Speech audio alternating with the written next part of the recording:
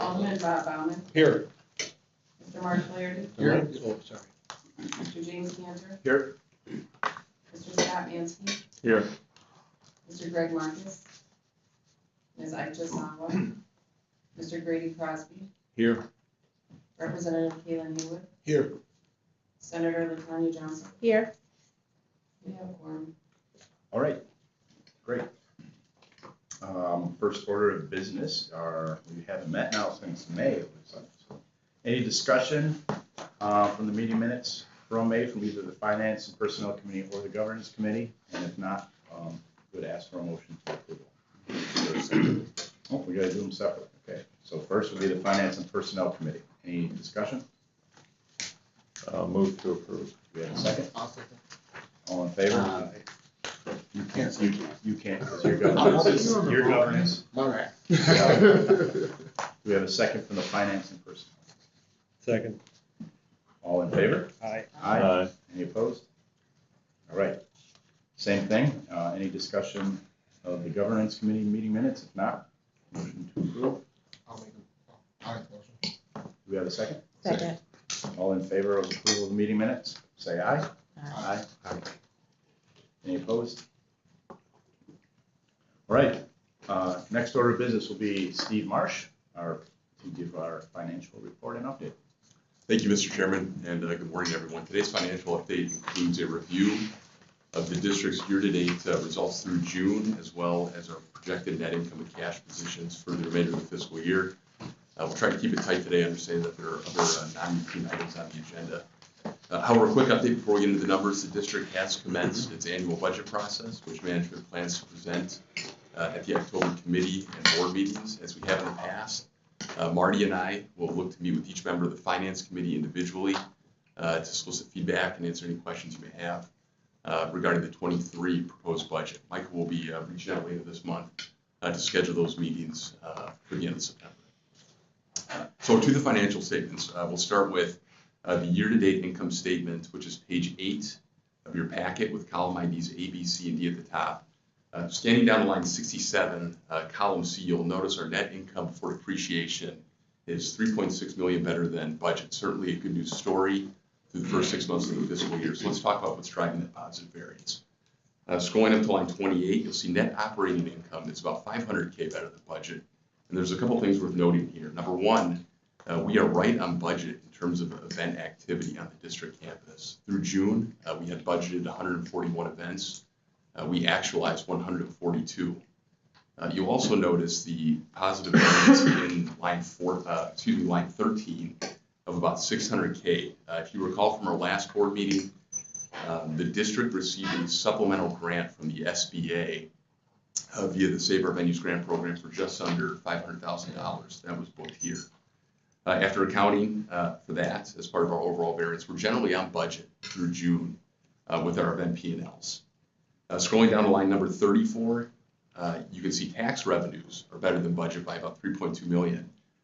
These numbers do not yet include June actual results. We expect to see those next week. So right now there's a forecast placeholder in for that month right now. All 4 tax revenue streams are up from budget in 22, continuing the trend of a strong recovery that started in the third quarter of 21 and really gained momentum in the fourth quarter of 21. Line number 35, interest income. This is better than budget, namely due to better than expected rates of return earned on short-term treasury investments made from the expansion project fund. And line number 38, Bucks District ticket surcharge revenues. That is outperforming budget as a result of the playoff games hosted at the Fiserv Forum in May. Scrolling down to non-operating expenses, line 66, column C, we're over budget there by about $600K. There's really 2 reasons for this. Number one, the Visit Milwaukee management fee, line 49, is greater than expected. And we discussed this variance at the last board meeting as well. The 22 expense is driven principally by 21 city tax revenues. Because the budget was developed and approved in October, the unexpected strong performance of tax collections in fourth quarter 21 wasn't accounted for. The good news is the visit expense grows as a result of growth in district revenue. So management has no concern about this variance and our ability to meet our funding obligations to visit. The second component driving the variance in line 66 is the payment made to the city pursuant to the pilot agreement, which is noted on line 63. This is the first installment that was potentially due to the city pursuant to our agreement with them and was based off of 21 financial performance. It was not budgeted for the same reason we are over budget on visit. The strong performance of the fourth quarter tax revenues pushed us to the level where that payment was due to the city. So year to date, just above budget on net operating income, some expected overages in non-operating expenses, and a really strong first 6 months in tax collections, all translated to a positive variance of $3.6 million relative to budget. Turning to the next page, page 9, column IDs E, F, G, and H at the top, we see a comparison of our annual budget to our projected annual forecast. Again, straight to the bottom line, 67 column C, we expect to beat budget by about $7.7 million. And the drivers for that positive year-end variance are similar to what we saw in the first half of the fiscal year. Again, up to operating income line 28, we expect to see modest gains relative to budget over the next 6 months, coming in about $730K better by year-end. And we expect, again, to be very close on the event mix budget by year-end. We had budgeted to host 251 events. Our forecast has us at 248 right now. We do believe there is some opportunity here to improve this net operating income number, particularly on the food and beverage side for the events already booked. And we are still chasing down leads for those few calendar openings we have left on the books in 22. As for tax revenues, line 34, we're expecting continued growth over budget for the remainder of the year. To hedge against any potential unexpected hiccups in the continued recovery, our growth rates for these tax revenues in the second half of the year are a bit more modest than what we saw in the first half of the year. Again, we're just hedging our risks there a little bit, but there is potential opportunity to see these numbers improve by year end, certainly. Interest income, line 35, you can see this number is really blown up here based on the exhibit we just reviewed. Again, these are investments related to the expansion project fund that were made at the end of June and will mature by year end and into 2023. As we approach the 23 budget, we'll need to revisit the project cash drawdown schedule for the project account, assess the rate environment, and determine how much we might expect to earn next fiscal year. Line 66, you'll see we're over budget by about $1.3 million in non-operating expenses. Again, this is driven by Visit Milwaukee and the city pilot payments. Line 63. Can you explain the Visit Milwaukee? What's the difference here? When we put the budget together for 22, it was based in part on the 21 tax revenues that we expected to collect by year end. Okay. We underestimated the amount of tax revenues that we would collect in 21 by year end. It was much higher than we expected. So as those tax revenues grew, so did the obligation to visit in 22. Okay. And the Visit Milwaukee payment, if you will call it, is based on a percentage. So there's no cap? Correct. That's correct. And we were not as aggressive in our assumptions for what we collected before, and therefore our payment for this year it Right. affected that. I get it. Any What other is that questions? percentage? It's almost half. I mean, if the city room tax revenue is The city, 13 million and their payment is 6.5 million, that's almost 50%. And it's it's 45.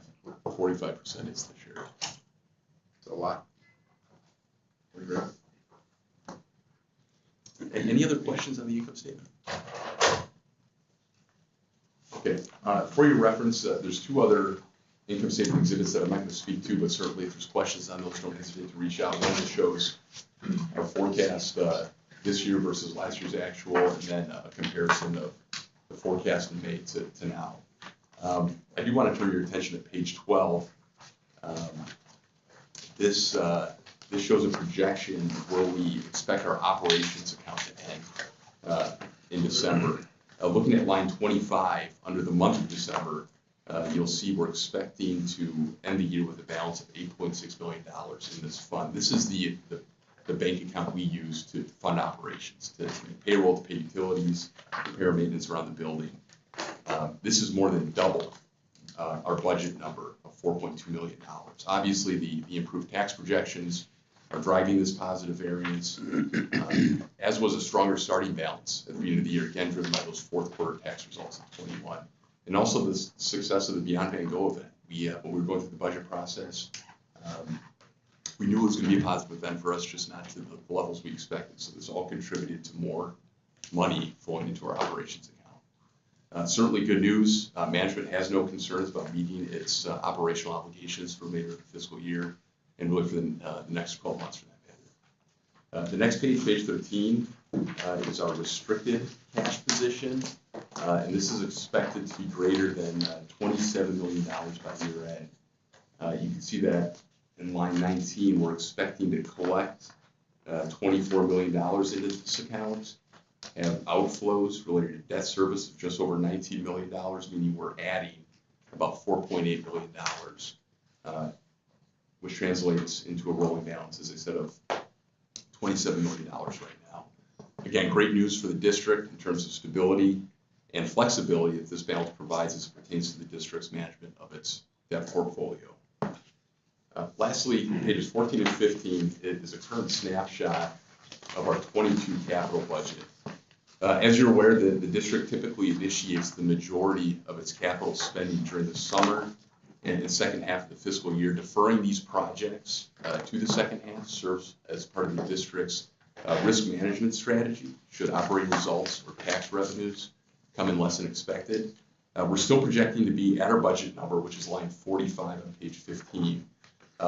You'll notice some puts and takes throughout this document. As an example, line 43, we budgeted to replace the system that operates the lighting in the ballroom, which was expected to cost the district about $220,000. However, during our discovery phase of that project, we were able to develop a solution that was much more simple and it cost the district only a few $1,000s from the expense budget. So that's a net pickup there. Conversely, line 46, under the contingency bucket there, you'll see an unexpected project costing $205K related to structural repairs to the basin that supports the 3 cooling towers on the convention center. This repair was determined to be needed during the regular preventative maintenance inspection. An issue that is carried over from 21 is lead time and availability for parts, materials, and equipment. As we finalize the project schedules, if possible, we see some of these projects bleed over into 23, as we did with some projects from the prior fiscal year. And we've already begun our preliminary 23 capital budget discussions and our process of evaluating timelines and priorities. That was a quick run through, Mr. Chairman, of the financial report. Happy to take any questions if there are any. Does anybody have any questions for Steve? Well done. All right, thank you. Marty, turn it over to you to give us your CEO update and report. Good morning, Mr. Chairman. Good morning, board members. Glad to have you here this morning in person. This is great to see such a large turnout live and in person. Long time since we've been all at the stable. The big news, it's old news hopefully at this point to all of you, is that last Friday there was an announcement in Chicago that many of us attended, where the Republican National Committee selected Milwaukee as the host city for the 2024 convention. Great event for us as a city, and certainly us as a facility. We had entered it, we've not signed the agreement yet, but all of the business terms and conditions with the RNC had been approved and agreed upon prior to the announcement. They'll be leasing our facilities for at least 4 weeks, and it will be a fairly profitable event for our facility.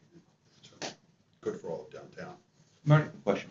Sure. When you talk about profitability, because I believe, and I'm a supporter of the event, because I think it's just good for the city, for the reputation of our ability to hold big events. But so we're down for 4 weeks for 1 week, right? In our prime season.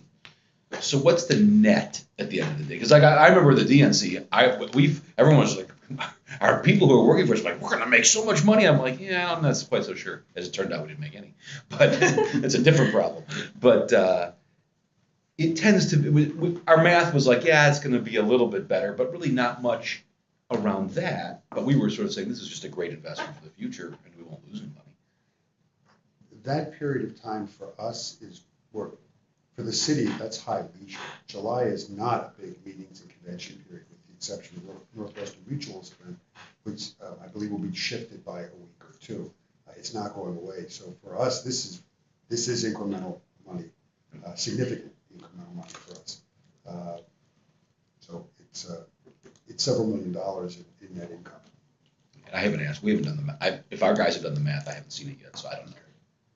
And with one of the components of the RNC agreement, which is different than what we had with the DNC agreement, is that there is a minimum food and beverage guarantee.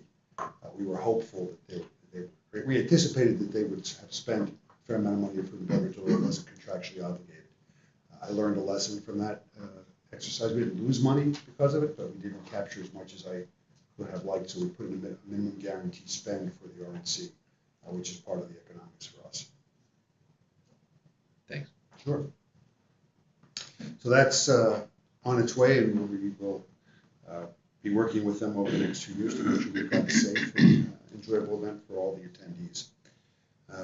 In the report next week, I'm going to go into some detail and an update on where we are with event activity, with the sports side, entertainment side, meetings and conventions, but I'll hold that for next week. I will say that Steve has indicated in the financial portion of this, we are seeing increased activity for the building. One of the things that has been handled very well by our operations department and our sales department is we made the determination 2 years ago that during the expansion, we were not going to shut the building down. It has been challenging to execute all of the events without impacting them from a noise standpoint, a dust standpoint, and our team has done an extraordinary job in working with clients, working with Icon and Gilbane Smith to ensure that work is coordinated so as to not impact negatively what's happening in the building from an event standpoint. So I'm very, very proud of what the team has been able to do there. We continue to see business, as I said. Short-term business is much stronger for 22 than we had anticipated. There are a number of properties in the region that still are not able to support large catered events, so Levy's been fortunate in being able to pick up some short-term catering functions that they otherwise would not have had. And then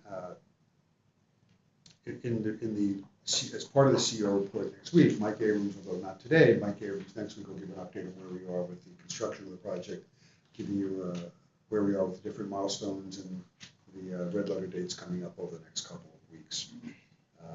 The only other thing I'd like to say about the expansion is that next Friday, following the board meeting, if you're able to do so, to maybe tack on an extra half hour to your calendar, we're going to be walking up to the third floor of the exhibition level and being able to go out on the deck, which is part of what was Hall D, but there's a railing outside and we're able to have an overlook of the construction site. We really get a really comprehensive view of the magnitude of the project. You can certainly see from the street, you've got these two massive cranes and some other movable kit cranes, but to get a sense of the pure scope of what we're doing with the property. If you spend 10 minutes with us next week after the meeting, I think you can get a kick out of it. So that's it for the CEO report. Right. In open session, I would like to request that we go into closed session so we can discuss some components of the financing plan for the budget that I'd like to address to the board. That needs to be two separate votes. Two separate votes. All right. So the next portion, the committee may convene in closed session pursuant to Wisconsin Statute S19.851E for the purpose of deliberating or negotiating the purchase of public properties, the investing of public funds, or conducting other specific public business. Whenever competitive bargaining reasons require a closed session, the committee is expected to convene in open session following this agenda item. Do we have a motion from the Finance Committee? So can I just Yes. ask a question? So is this an authorized reason to go into a closed session? Yeah, we evaluated Mr. Mansky, and it is. Okay, thank you. I'll make a motion for the Finance Committee. Second. All in favor from the Finance Committee to go into closed session, say aye. Aye. Any opposed? We have to do that for the governance, so we do the same thing. You don't need to read it. Okay. Entertain a motion. So we'd like to entertain a motion second? Second. All in favor, say aye. Aye. Any opposed? Great, so we'll take 1 second to get everything